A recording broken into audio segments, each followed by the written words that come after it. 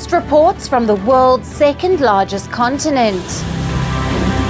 Hello, I'm Alyson Grange. A very warm welcome from Durban, South Africa.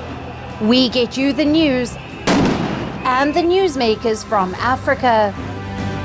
From elections to climate change to innovations and opportunities.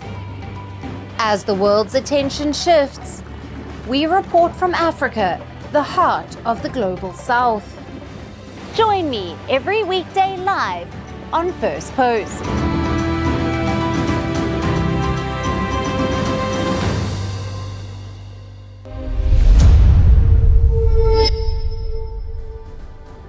Hello and welcome to Firstpost Africa, where we get you the top stories from the continent and from across the world.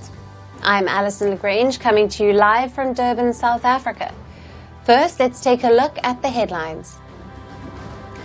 Tesla stocks rebound nearly 5%, recovering from a previous dip after a US media report said White House aides plan to speak with CEO Elon Musk to ease tensions following his public feud with President Donald Trump.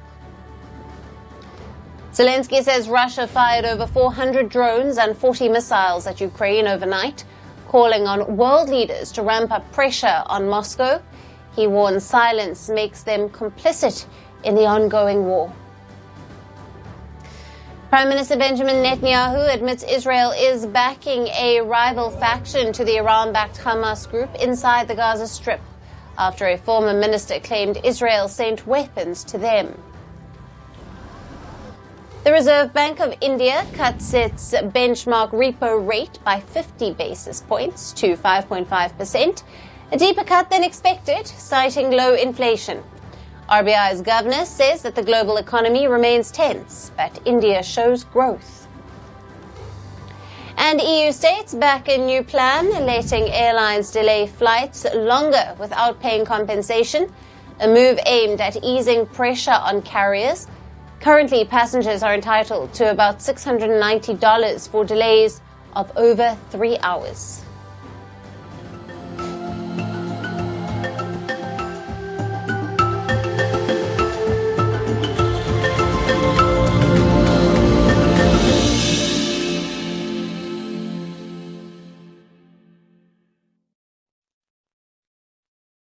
Hello and welcome.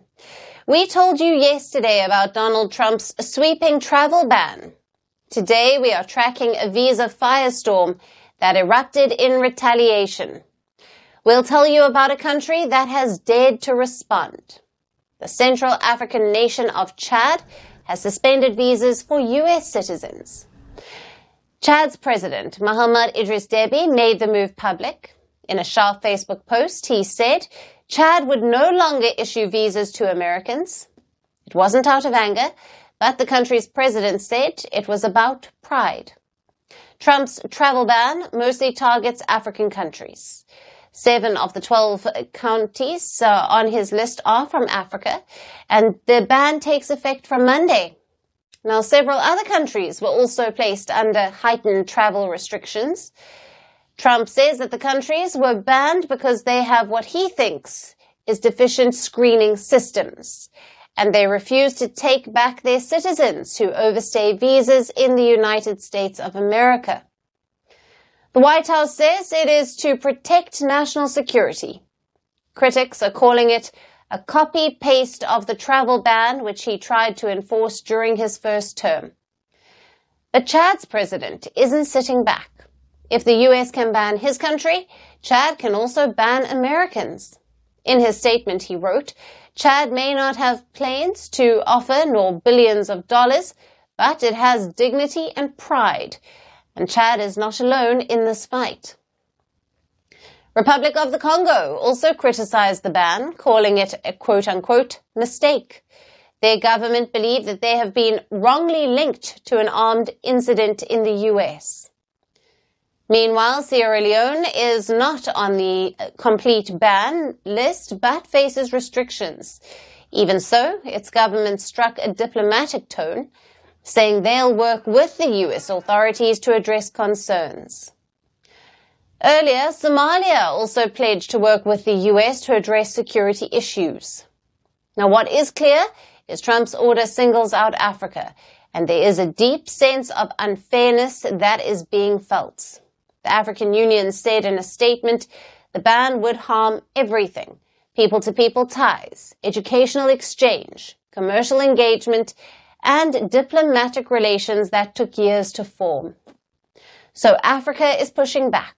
Chad's move to block US visas is the first retaliation.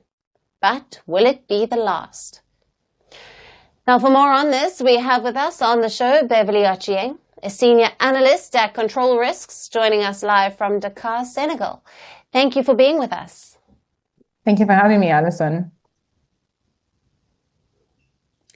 Beverly, what does Chad's suspension of visas to US citizens signal about its broader diplomatic stance, especially in light of President Déby's emphasis on dignity and pride? I mean, one of the things that it demonstrates is that Chad will continue to align its geopolitical priorities and diplomatic engagements in line with the quest to be accorded respect as a sovereign state. And Chad is willing to be just as transactional as the US has been in its increasing geopolitical engagements. Furthermore, unlike the African Union, which called for dialogue, Chad's measures are seen to be decisive, the same as those of the US. It's not the first time this has happened to Chad. It was part of a visa ban in 2017 under the first Trump administration. But under Mahamat Déby, Chad has become more explicit about spelling out respect for sovereignty, challenging security and diplomatic partners that the country or the government perceives to be threatening its own sovereign ambitions. Yes. And how might Chad's response affect its bilateral relations with the US, especially in areas like military cooperation, counterterrorism, and development aid?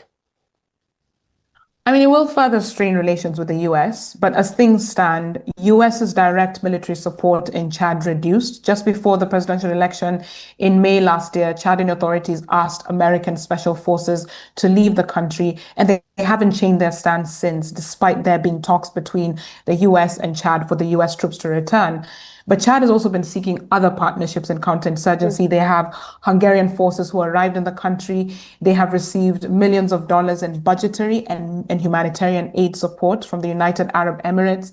Turkey also intends to take over a former French base in Abeche. So Chad is proactively seeking alternative partners for development, for military, and for aid as a way of sort of waning off the dependency or the need to necessarily be supported by the US or other Western partners.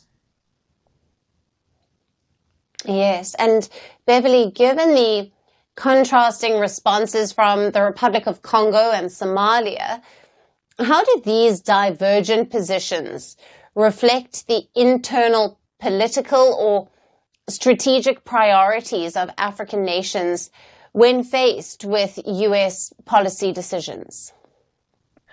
I suppose one of the expectations, Alyson, is that African countries, especially with the African Union, should have a more consolidated response to uncertain geopolitical trends. But we do see that those divergent decisions also demonstrate that these countries have their own relationships with the US and with other partners. So we've seen, for instance, South Sudan almost being backed into a corner to accept irregular migrants, irrespective of their citizenship in Africa.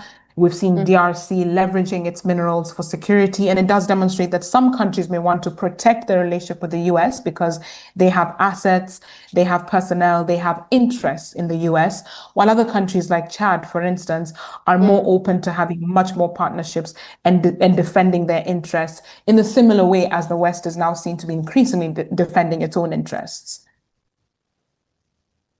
Yes. Beverly, it's always great to have you on the show. Thank you for being with us. Thank you.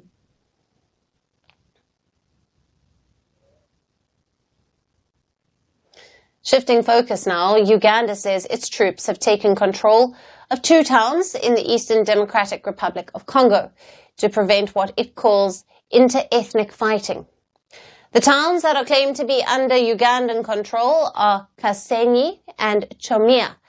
Now, Ugandan Army spokesperson posted a video on social media platform X to show the troops being welcomed in Kasenyi. Now, Uganda's Army Chief, General Muhoozi Kainerugaba, and son of the President Yoweri Museveni, also shared the video with the caption, "God's Army arrives in Kasenyi." Now, he warned that anyone who attacks innocent civilians in the area will be attacked by the Ugandan forces.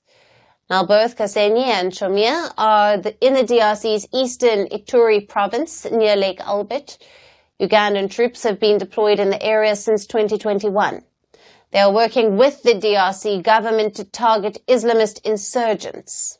The main target of Ugandan mission was to target the Allied Democratic Forces, or the ADF. It is an ISIS-linked rebel group accused of deadly attacks in both countries. But observers say that Uganda's role in eastern Congo has become far more complex over time. Ugandan forces have repeatedly claimed to take control of other towns beyond the ADF strongholds, including Bunia and Mahagi, often citing the need to curb ethnic violence between the local communities in the region. In addition, Uganda has faced accusations of secretly supporting the M23, a Rwanda-backed rebel group that has waged a deadly insurgency in the DRC's east. A July 2024 United Nations report said the Ugandan military provided logistical support to the M23 fighters and facilitated some of their operations in eastern Congo. Kampala strongly denied the charges. It insists that its presence in the DRC is legitimate and coordinated with Kinshasa. But analysts argue that Uganda's deployments are also motivated by economic interests.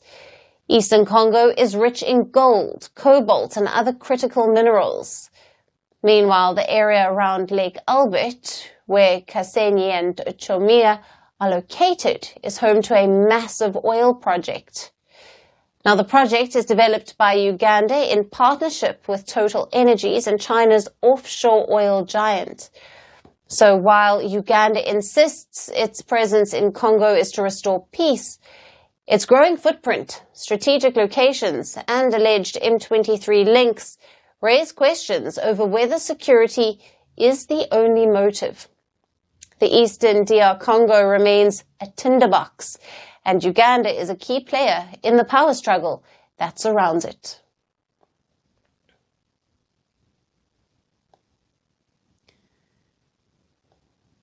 And let's take a look at Kenya, where a bombshell report by Swiss Aid has exposed some alarming issues in the country. The report claims that Kenya is a major smuggling hub for gold, and most of that gold never shows up on official records. The country's official records show just 672 kilos of gold exported in 2023.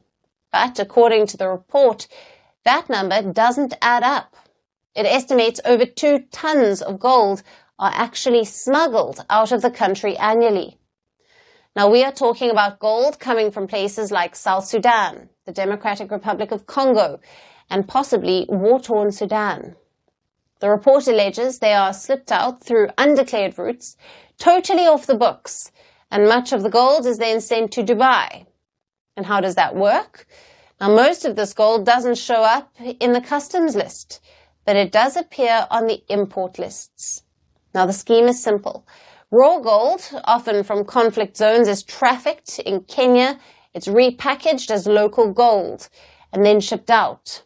And all of this is reportedly happening right under the nose of William Ruto's government. The report also says that Kenya's gold export numbers have outpaced its own domestic production for years. So where is the extra gold coming from? Neighboring countries in chaos. And there's a bigger problem. This trade is funding armed groups and criminal networks. It is fueling wars and destabilizing entire regions. In this alleged plot, Kenya isn't alone. Uganda and Rwanda also show huge gold export numbers, despite questions about where that gold comes from. and all three countries face accusations of exploiting mineral resources from the DRC. To fix this, Kenya is now forming a dedicated police unit to track illegal mineral trade, but there are fears that the damage already done is irreversible. For now, the spotlight is on Kenya, and if this report is anything to go by, that spotlight won't be fading anytime soon.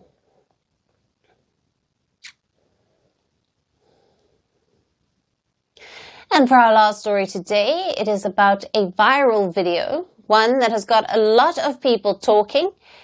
When you think of a head of state, what's the image that pops into your head? Probably a powerful figure, dressed in a sharp suit and tie.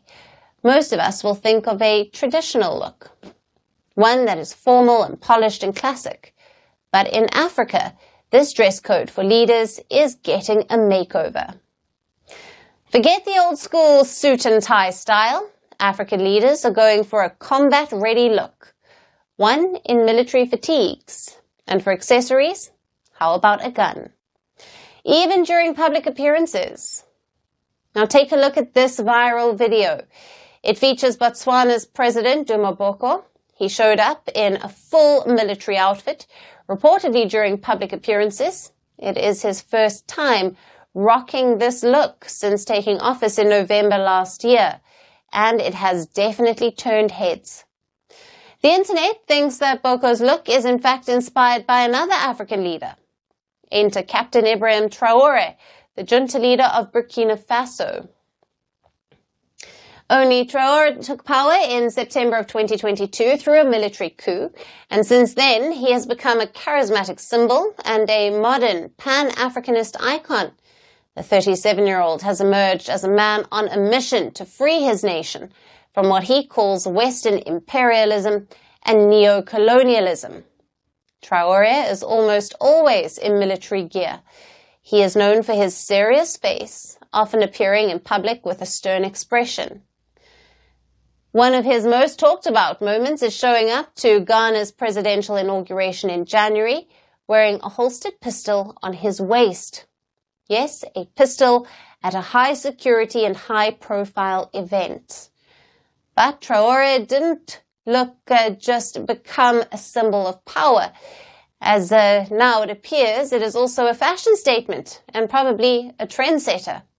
Now netizens are calling it the Traore effect. It's the idea that Africa's strongman style is spreading across the continent.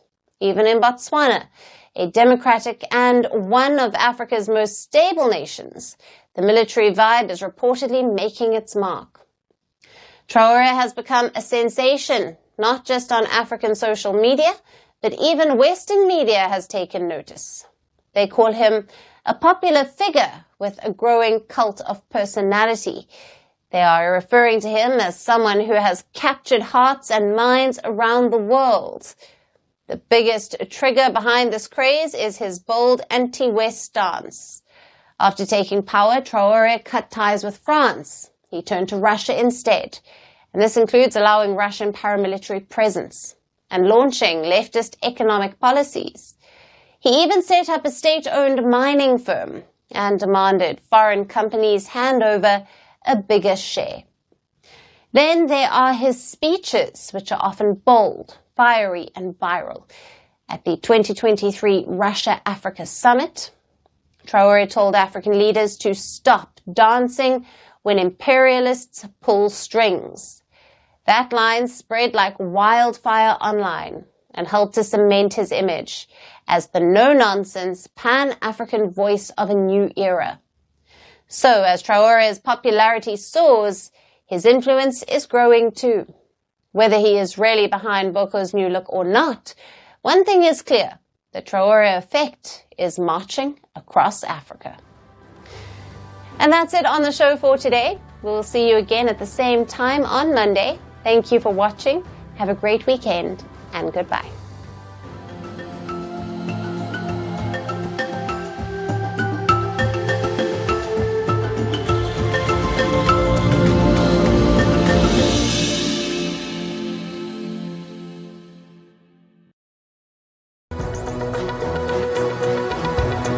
Hello and a very warm welcome. I am Gushin Garland and you're watching Firstpost. In the next few minutes, I get you the top 40 updates from around the world, only here on Fast and Factual. Let's get started.